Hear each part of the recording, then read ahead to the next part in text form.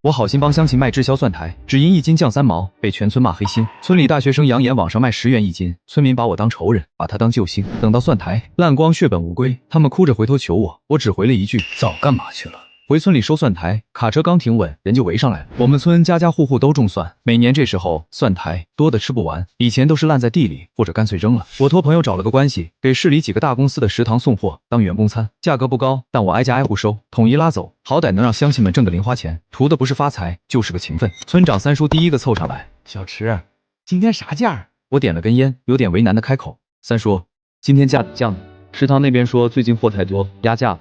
1斤比昨天少3毛。话音刚落，人群里就炸锅。什么？又降价？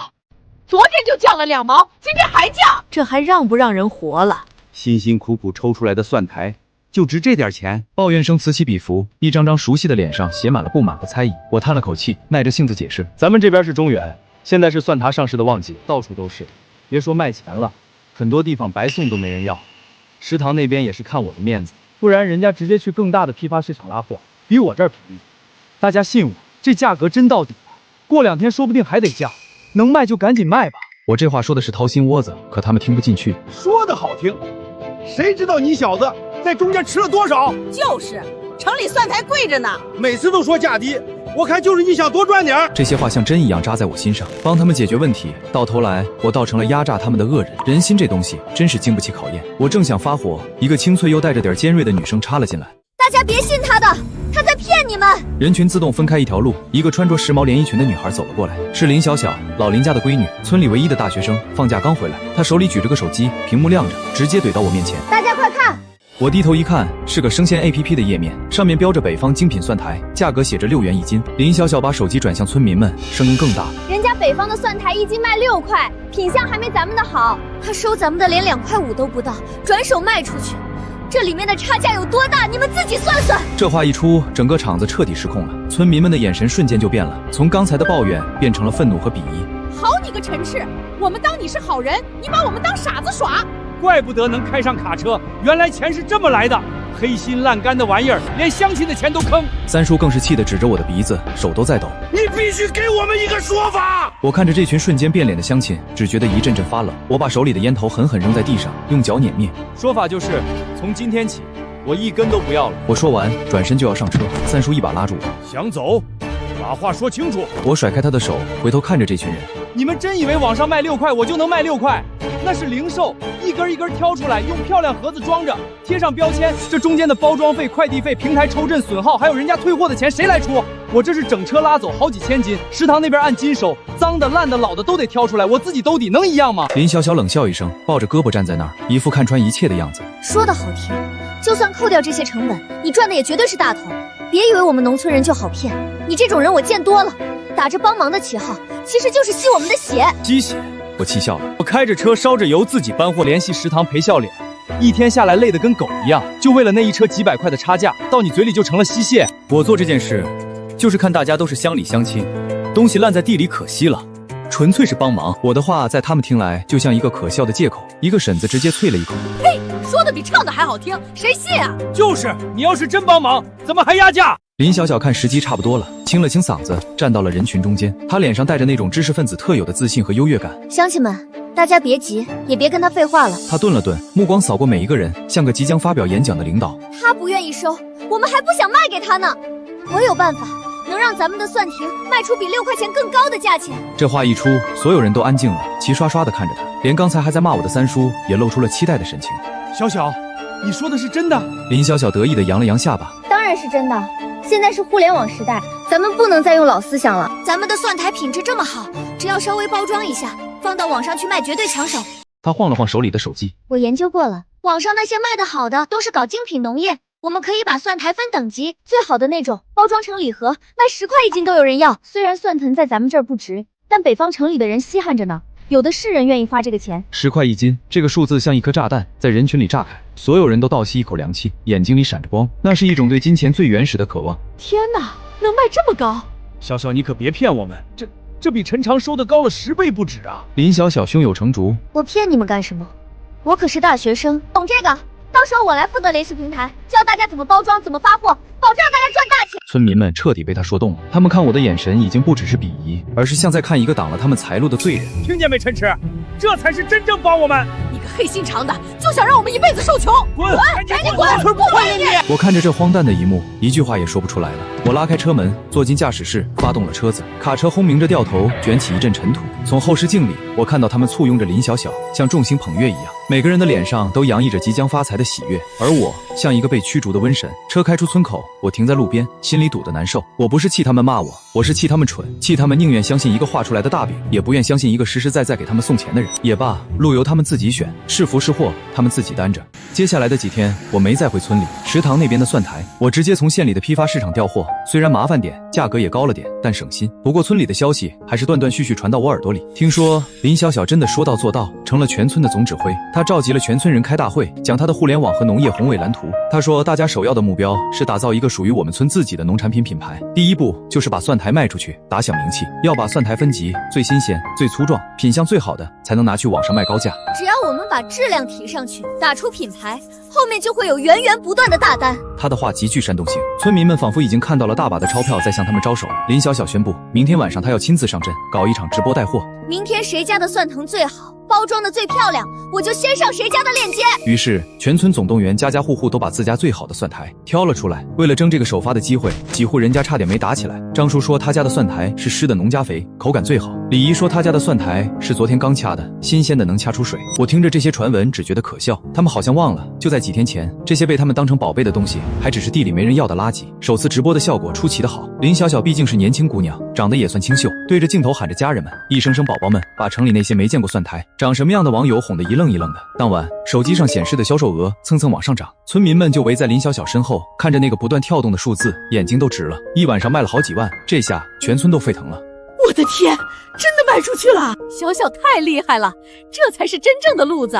看来之前陈池那个狗东西是真的黑了我们成吨的钱，他就是个吸血鬼。这些话一字不差地传到我耳朵里，我只是点了根烟，没说话。狂欢才刚刚开始，别急，有他们哭的时候。接着，林小小又从网上订购了一大批精美的包装盒、真空袋，还有定制的贴纸，上面印着夏河村生态蒜苔。那架势确实比我用破筐烂篓装着要像样得多。我一个发小还在村里住，他偷偷给我打电话，语气里满是兴奋。池哥，你是没看见，现在全村人都跟打了鸡血一样。小小说了，咱们这叫产品升级，不能再按斤卖了，得按份卖，1份半斤，包装好了，网上预售价18块8，一份18块8，一斤就是37块6。我听得直啧舌，这林小小比我预想的还要敢想。小小都联系好了，在好几个大平台开店，还找了几个美食博主，给钱让他们帮忙宣传。发小说，林小小算了一笔账，包装盒、真空袋、贴纸，一份的成本大概是3块钱，快递费跟快递公司谈了合作，一单5块，平台抽成10%，也就是1块8毛8，给博主的推广费平摊到每一份上，大概2块钱。这么一算，一份18块8的蒜苔成本就要12块左右，纯利润还有6块多，一斤蒜苔能净赚13块。这笔账算的村民们心花怒放，他们看林小小的眼神简直像看财神爷。为了这个伟大的事业，家家户户都拿出了积蓄，买包装材料要钱，平台开店要押金，给博主打钱更是一笔不小的数目。林小小说这叫前期投资，是必要的。村民们咬咬牙，全都垫了资，有的人家底薄，还跟亲戚借了钱。他们坚信这些钱很快就能10倍、100倍的赚回来。那几天，整个村子都沉浸在一种狂热的氛围里，家家户户的院子里都堆满了蒜苔和包装盒，女人和老人们负责挑拣、打包，男人负责搬运、贴单。林小小则抱着他的笔记本电脑，坐在村委会的大院里，运筹帷幄，指挥这一切。他成了村里的英雄，是带领大家走向富裕的希望。而我陈池成了他们口中那个鼠目寸光、心肠歹毒的反面教材。幸亏当时没听陈池的，2块2一斤卖了，多亏啊！就是还是读书人有远见，咱们跟着小小干，肯定错不了。这些话是我发小原封不动的学给我听的，我只是笑笑，没说什么。有时候不撞南墙是不会回头的。我只是有点可怜那些蒜苔，他们被小心翼翼地装进漂亮的盒子里，等待着一个虚无缥缈的未来。网店开张那天，村里搞得像过节一样。林小小说，为了讨个好彩头，第一天就搞大促销，前100单买1送1。他联系的那些美食博主也开始发力，图文并茂地介绍我们村的蒜苔有多么原生态、纯天然，效果立竿见影。订单像雪片一样飞来，林小小的手机叮咚叮咚响个不停，他不停地在电脑上操作，指挥着村民们打单发货。村口停满了快递公司的货车，一箱箱包装精美的蒜苔被装上车，运往全国各地。村民们看着一排排的订单，脸上的笑容就没断过。卖出去了，真的卖卖出去了。小小你太厉害了，照这个速度，咱们店的钱很快就能回来了。那一天，村里卖出去了500多单。林小小沉浸在成功的喜悦里，当场宣布今晚他请客，在村里的大槐树下摆流水席，庆祝开门红。席间，他成了绝对的主角，每个人都端着酒杯去敬他，说着各种感激和奉承的话。三叔喝得满脸通红，拉着林小小的手，激动得说不出话。小小，你就是我们村的贵人啊！林小小也很激动，他站起来，举起酒杯，向全村人保证，这只是一个开始，未来他还要带领大家卖大蒜、卖土豆、卖村里所有的农产品，把品牌做大做强。那晚的喧嚣，我隔着很远都能想象得到。然而，狂欢仅仅持续了不到3天，问题开始一个接一个的冒出来。首先是退货，有客户收到货说蒜苔不够新鲜，有点蔫了；有的说分量不足，差了几根；还有的说口感太老，根本嚼不动。林小小一开始还很有耐心的在后台跟客户解释，说长途运输有点损耗是正常的，可以退还部分款项。但随着退货的申请越来越多，事情开始变得不正常了。有个客户更绝，直接给了个差评，配了好几张图。图片上，我们村的精品蒜苔已经变得黄不拉几，根部甚至开始发霉。下面还写了一大段评论，说我们是无良商家，卖的是垃圾产品，呼吁大家千万不要上当。这个差评像一盆冷水，兜头浇下，网店的评分瞬间被拉低，后续的订单量断崖式下跌。更要命的是，那些美食博主之前收钱有多爽快，现在翻脸就有多无情。他们纷纷删除了推广的帖子，有的甚至反过来发文撇清关系，说自己也是被骗了。林小小焦头烂额，他试图联系平台客服申诉那个恶意差评，但平台根本不理他，只说让他自己跟客户协商。他想找博主理论，人家直接把他拉黑了。一时间，所有的路都被堵死了。而那些已经发出去的货，像一个个定时炸弹，叮咚声还在响，但不再是新订单的提示，而是退款申请。根据平台规则，生鲜产品客户说有问题，商家几乎没有申辩的余地，只能退款。有的客户甚至连货都不用退回来，钱直接就退了。这意味着村民们不仅1分钱没赚到，赔钱又赔货。村里的气氛从狂热瞬间跌入了冰点。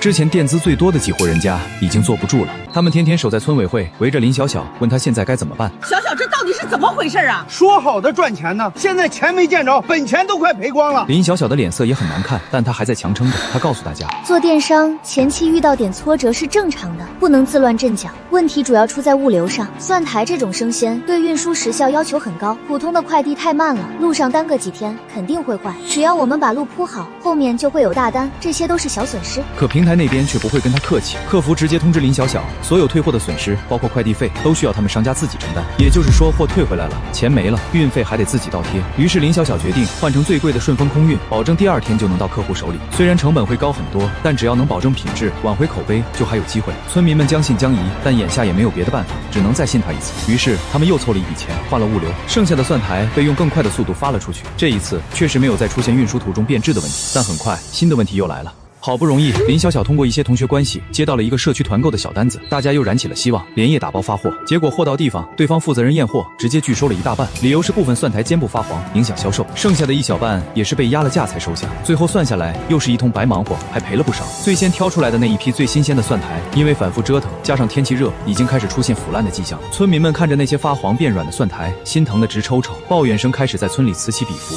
这到底行不行啊？怎么还赔钱了？早知道这么麻烦，还不如卖给陈池呢。小小啊，你再想想办法啊，这蒜苔可都要坏了。林小小的压力越来越大，面对村民们的抱怨和质疑，林小小决定放个大招。他通过网络联系上了一个小有名气的带货网红，对方一听是农产品，倒是有点兴趣，但条件也相当苛刻。首先要收一笔不菲的坑位费，说白了就是你想上我的直播间，先交钱5万买个位置。其次，第一次合作只能试单，也就是象征性的卖一点，看看市场反应。最后也是最要命的，要抽取高到离谱的销售佣金。林小小试图跟对方的助理讨价还价，我们是助农项目，能不能坑位费便宜点，单子多给一些？电话那头的助理像是听到了什么天大的笑话。助农？现在谁不打着助农的旗号？我们主播的时间很宝贵的，还有没有试单，谁敢一口气吃掉你们这么多的货？万一砸手里了怎么办？我们主播不要面子的。几句话把林小小怼得哑口无言，没办法，他只能硬着头皮回来跟村民们商量。当村民们听到那个坑位费的数字时，全都倒吸一口凉气。什么？还没开始卖就要先给出去这么多钱，这不是抢钱吗？林小小咬着牙给大家做思想工作，这是正常的商业模式，想请大主播就得有投入。你们想，他有几百万粉丝，只要有1%的人买，我们就能卖出去多少？在他的描绘下，村民们再一次动摇了。他们看着仓库里那些一天比一天蔫的蒜苔，心里也着急。最后，大家一咬牙，一跺脚，决定凑钱，东加300，西加500，总算是把那笔坑位费给凑齐了。交钱的时候，好几个大婶的手都在抖，那可是他们攒了小半年的钱，所有人的希望都压在了这场直播上。大主播的效果确实立竿见影，直播一开始，在线人数就飞速上涨。主播拿着我们村的蒜苔，用极具煽动性的语言喊着：“支持下河村，支持小小妹妹。链接一上，库存几乎是秒空，村民们又一次围在林小小的手机前，看着那个飞速滚动的销售额，激动的脸都红了。卖光了，全都卖光了！我就说吧，还得是小小，不愧是城里的大学生，太厉害了！小小你真是我们村的财神爷。陈池那个黑心贼看到我们现在这样，估计肠子都悔青了。活该！谁让他当初那么黑我们？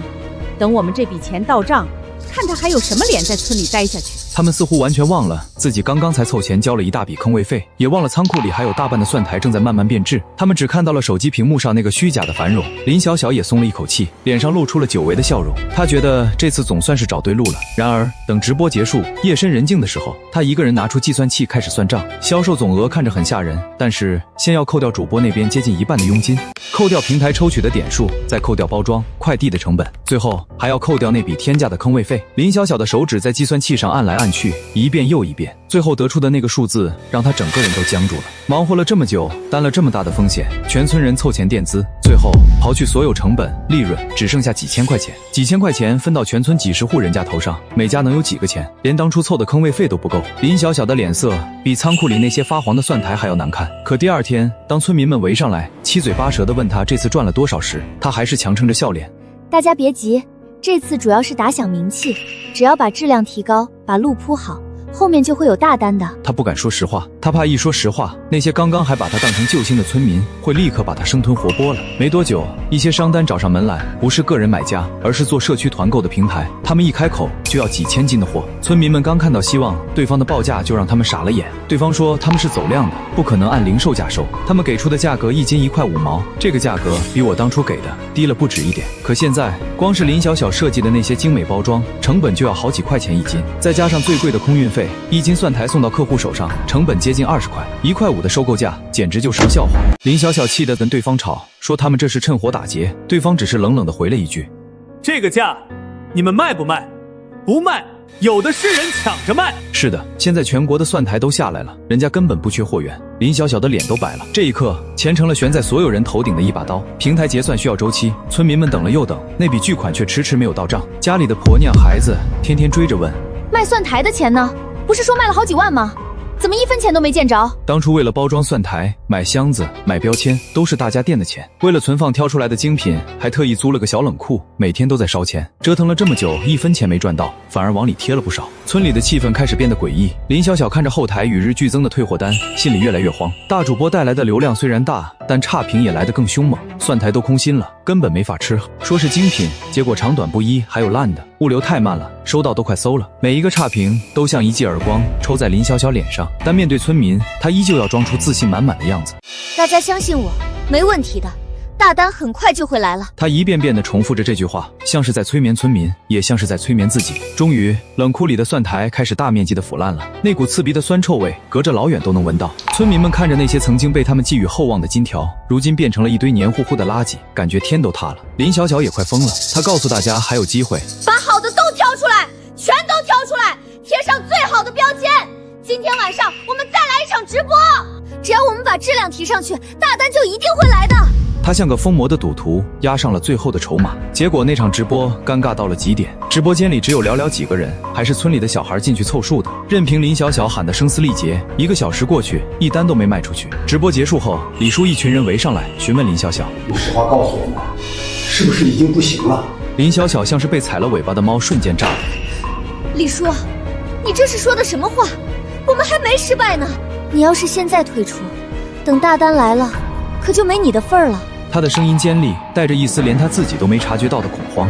林小小还在硬撑，他私下里疯狂地联系之前谈过的所有渠道，社区团购、生鲜超市、食堂采购，但得到的回复无一例外，要么是压价，把价格压到比我当初给的还低，要么就是压单，只肯要个几十斤，连运费都不够。对方的理由也很充分，你们在网上的口碑已经崩了，谁敢要你们的货？村民们看着冷库里又坏掉的一批蒜台，心如刀割。他们一边骂着那些退货的买家没良心，一边动手把剩下那些看起来还算完好的蒜台又重新挑拣了一遍，动作已经麻木了。这时候已经有人忍不住开始偷偷地向外面的小贩打听行情。我早就跟相熟的几个菜贩子打过招呼，让他们别去趟这浑水，所以那些闻风而来的都是些不认识的生面孔。他们给出的价格让村民们的心彻底凉了，比我当初给的价格少了整整1块多。李叔差点没绷住。怎么这么便宜？前几天不还是这个价啊？小贩斜了他们一眼，懒洋洋地说：“前几天是前几天，现在是现在。你们这蒜台都放多久了？谁知道里面是不是都空了？这个价爱卖不卖？”村民们不甘心，他们聚在一起互相打气：“再等等，再等等，价格肯定会再涨上去的。”就是，不能就这么便宜卖了，不然我们不是白折腾了。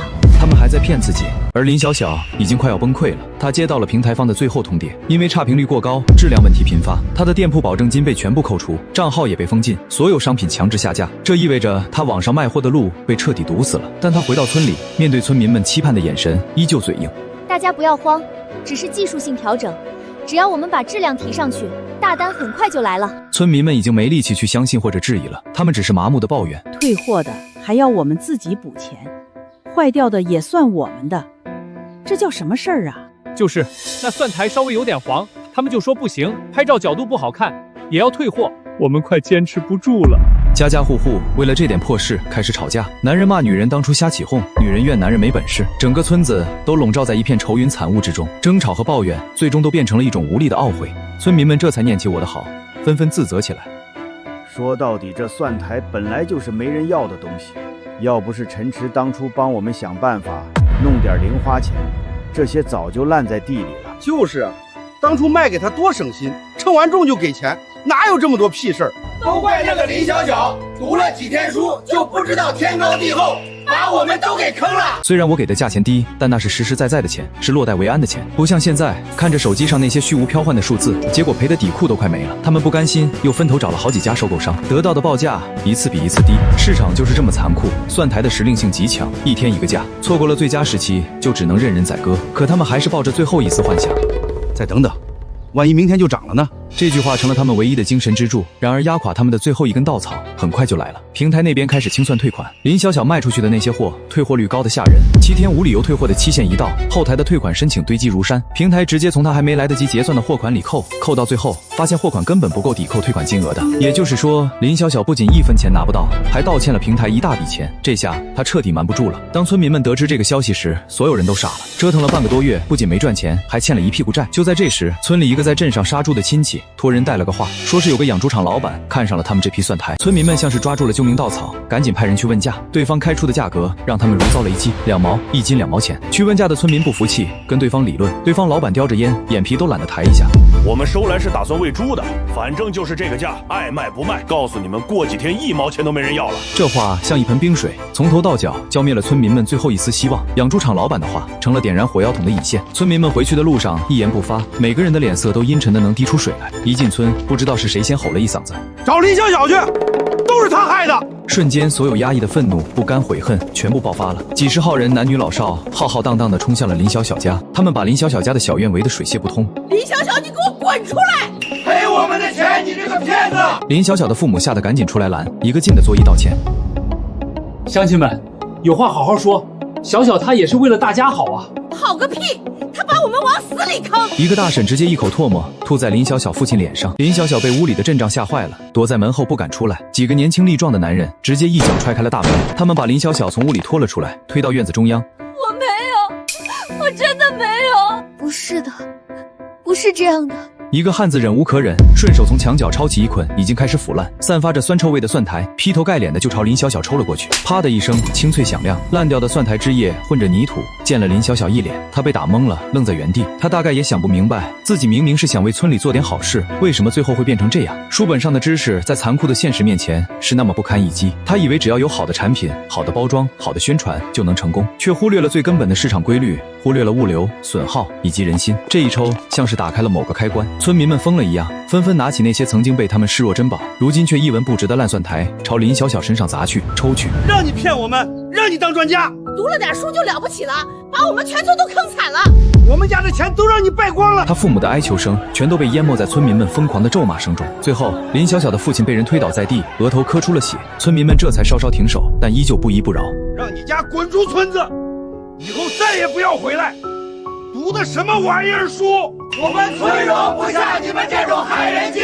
林小小一家在全村人的怒骂和指点下，连夜收拾了东西，狼狈地离开了村子。一场由10块1斤引发的发财梦，最终以一场丑陋的闹剧收场。赶走了林小小，村民们的怒气消了，可问题还在，网店也再没人打理，仅有的几个零星订单也没人愿意发货了，因为发一单就亏一单。而最致命的打击悄然而至，那些堆在各家院子里的还没来得及卖出去的蒜苔，开始大面积地腐烂。天气越来越热，蒜苔这种东西离了土放不了几天，一开始只是变黄变蔫，后来就开始渗出粘液，散发出阵阵酸臭味，整个村子都弥漫在一股腐烂的气息里。村民们看着那些曾经被他们寄予厚望的金疙瘩，如今变成了一堆堆散发着恶臭的垃圾，心疼的直掉眼泪。那些漂亮的包装盒也被扔得到处都是，被雨水一泡烂成了纸浆。养猪场老板给的2毛钱，他们不甘心，可除了这个价再也无人问津。恐慌和绝望像瘟疫一样在村里蔓延。终于他们想起了我。那天晚上，村长独自一个人提着2瓶酒和一些土产敲开了我的家门，一进门就扑通一下要给我跪下，我赶紧侧身躲开，扶住了村长。村长，你这是干什么？村长一个快60岁的人，老泪纵横。陈池啊，我猪油蒙了心，听信了那个丫头片子的话，错怪你了。你就当可怜可怜我这些老骨头，再帮我一次吧。他把所有的错都推到了林小小身上，说自己是一时糊涂。我静静地听着，没打断他。等他哭诉完了，我才慢悠悠地倒了杯茶，递到村长面前。村长，酒和东西拿回去，事情的经过我都知道了。村长看我有松口的迹象，眼睛一亮，连忙道：那批蒜苔。我端起自己的茶杯，吹了吹热气，轻轻抿了一口，然后我抬起头，看着他那张写满期盼和悔恨的脸。早些干嘛去了？一句话让屋子里的空气瞬间凝固，村长的手停在半空中，脸上的表情僵住了。陈池，你不能见死不救啊！我放下茶杯，声音不大，但每个字都清清楚楚。当初你们骂我黑心，指着我鼻子让我滚出村子的时候，想什么去了？当初你们做着10块1斤的发财梦，把我当傻子看的时候，想什么去了？我不是救世主，也不是收垃圾的，你们的路是你们自己选的，我没有必要为你们的选择买单，我也没有这个义务。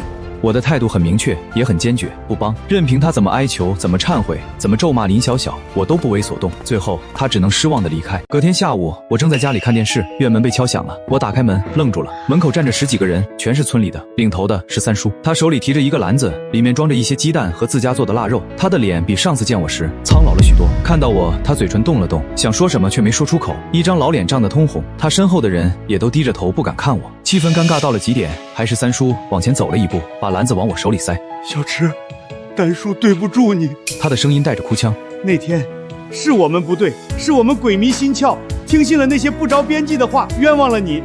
你别跟我们一般见识，我们知道错了。说着，他身后的一群人也都七嘴八舌地开了口。是啊，陈池，我们都糊涂了，你就当可怜可怜我们，帮我们一把吧。一个婶子直接扑通一声就要给我跪下，我赶紧一把扶住他。婶儿，你这是干什么？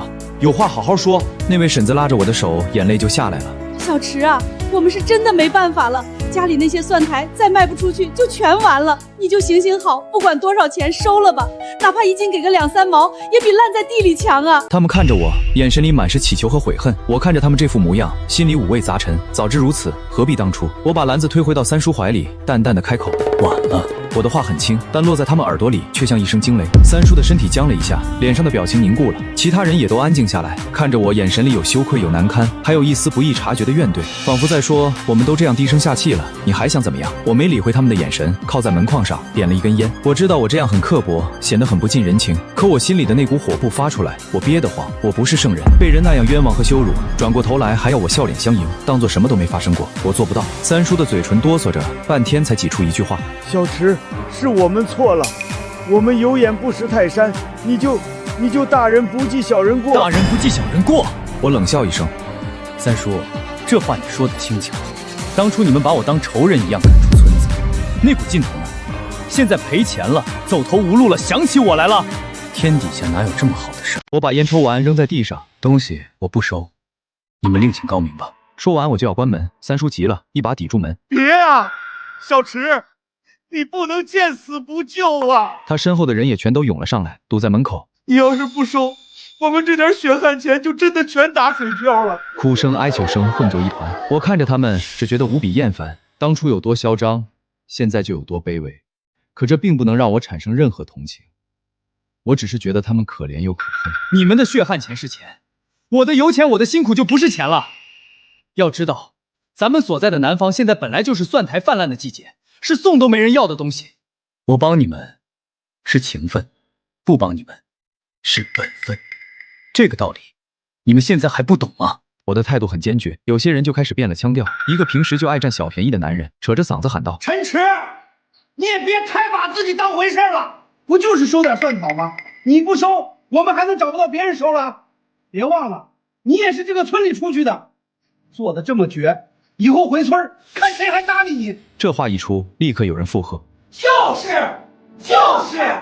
太不念旧情了，发了点小财就看不起我们这些穷亲戚了。”我听着这些话，差点气笑。这就是他们求你的时候能跪下磕头，一旦发现你不如他们，马上就能翻脸不认人，反过来指责你。骨子里的那种自私和狭隘根本就没变过，我对他们也彻底死了心。好，那你们就去找别人生吧。门外叫骂声和呼喊声还在继续，我靠在门后听着那些污言秽语，心里反而平静了下来。有些情分断了就断了吧，不值得。关上门之后，外面的动静我听了很久。一开始是破口大骂，什么难听的都有，这些话一句比一句难听。我靠在门板上听得真真切切。说实话，要说心里没气，那是假的。帮了快1个月，挨了快1个月的骂，到头来我成黑心商人了，成吸血鬼了。现在他们赔钱了，走投无路了。我要是二话不说就冲出去帮忙，那我成什么了？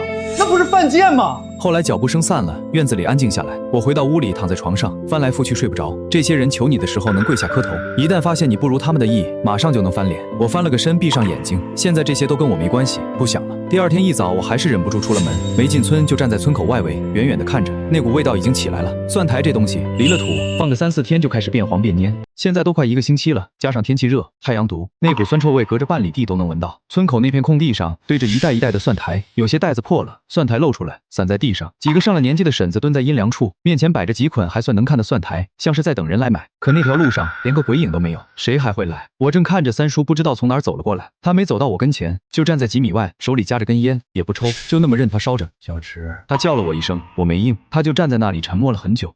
真的没办法了。声音沙哑的厉害，跟以前那个在村里吆五喝六的村长简直判若两人。我看着他，摇了摇头。三叔，不是我不帮，是真帮不了。他的肩膀塌了一下，像是最后一点力气也被抽走了。三叔没走，就蹲在路边。他跟我说，村里现在彻底乱了。林潇潇走了以后，网店被封了，那些还没发出去的订单全黄了。平台不光扣了保证金，还追着要赔款，说是因为质量问题影响了平台声誉。赔款？我差点气笑了。他卖出去的那些蒜苔，钱都没收到，哪来的钱赔？三叔叹了口气，说林小小家已经把镇上的房子挂了，准备卖掉赔钱。可那房子是老破小，挂出去好几天了，连个问价的都没有。他爸昨天回来了一趟，想把家里剩下的蒜苔拉走，结果被李婶拦住了，非要他赔钱，两头差点打起来。我听着，脑子里浮现出林小小他爸那张老实巴交的脸。那人在村里活了大半辈子，没跟人红过脸，现在因为闺女的一句话，弄得家都快散。三叔接着说，后来村长出面劝开了，让老林先走，说钱的事儿以后再说。三叔说到这里，狠狠抽了口烟，我没接话，心里想的是，这才哪到哪，蒜苔还没全烂呢，等全烂了还有更大的乱子。三叔像是看穿了我的心思，苦笑了一声，你是不是觉得我们活该？我没说是，也没说不是。等三叔走了以后，我在路边站了很久。这些人我从小看到大的，小时候在村里疯跑，谁家没给过我一把糖一碗饭？可现在让我回去帮忙，我真做不到，不是记仇，是寒心。他们看我的眼神，那不是怀疑，不是疑问，是认定了我就是个黑心肠的骗子。那种眼神我这辈子都忘不了。后来几天我没再去村口，但消息还是一直往我耳朵里钻。村里有个在镇上开小卖部的，跟我发小关系不错，经常打电话过来说，他说村里现在分了2拨人，一波是彻底死心了，天天在家骂林小小，骂完了哭，哭完了接着骂，另一波还不死心，到处打电话问收购商，连隔壁县的人都问了。可人家一听是蒜苔，一问日期，直接挂电话。有个收购商倒是没挂，开了个价8分钱一斤，连个塑料袋的钱都不够。发小在电话那头叹气，师哥，你说他们当初要是听你的，哪会这样？我拿着手机，半天没说出话来。到了第5天，事情彻底崩了。那天下午，我正在院子里劈柴，突然听到村那边传来一阵喧哗，像是有人在吵架，又像是在哭，声音越来越大，隔着几百米都听得清清楚楚。我没去，不用去也知道发生了什么。果然，晚上发小打电话过来，说村里打起来了。他告诉我，有一户人家，男人姓周，脾气暴躁。今天下午，他老婆又骂了他一顿，说他没本事，让人骗了都不知道。周大哥火了，拎着一根木棍就冲到了林小小家门口。林小小一家早搬走了，门锁了，他砸不开门，就把门口堆的那些烂蒜苔全踢翻了。然后站在巷子里破口大骂。其他人听见动静也都出来了。一开始是劝，后来不知道谁说了句：“当初要不是你们都跟着起哄，也不会这样。”一下子就炸了锅，互相指责。你说我贪心，我说你没脑子，差点动了手。现在好了，村里谁也不理谁了。发小说这话的时候，声音里全是有气无力。本来就不是什么大事，现在弄得跟仇人似的。我听着突然觉得特别没意思。钱没了可以再挣，人心散了就真的散了。最后一批蒜苔被埋掉的第二天，我去了趟镇上给食堂送货。回来的时候路过村口那条路，路边的地里蒜苔的秸秆还立在那里，已经干枯发黄了。风吹过去刷刷的响。这片地明年还会种蒜，这是规矩也是命。但明年还会不会有人信什么10块1斤的美梦？我不知道，也许会，也许不会。人这东西既吃不记打。回到家，我把车停好，进屋烧了壶水，泡了杯茶。电视开着，放的什么节目我压根没看进去，脑子里一直在想一件事：我在这件事里做错了什么吗？想来想去，没有。我帮他们找销路是出于好心，他们信了别人的话不卖给我，我选择不收了，那也是我自己的权利。没人规定你必须一直当好人，好人也得吃饭。再说了，就算我当时心软回去收了，又能怎样？那些蒜苔放了那么久，品相已经不行了，我拉过去，食堂不要，我亏得更多。到时候谁来赔我的钱？想通了这一点，我心里反而踏实了。有些事尽力了就行，帮不了的人就别硬帮。至于村里那些人，以后见面还会打招呼，但那种亲热劲儿怕是回不来了，回不来就回不来了。有些情分本来就不值钱。门口的月亮升起来了，我端起茶杯慢慢喝了一口。明天还有明天的货要赚。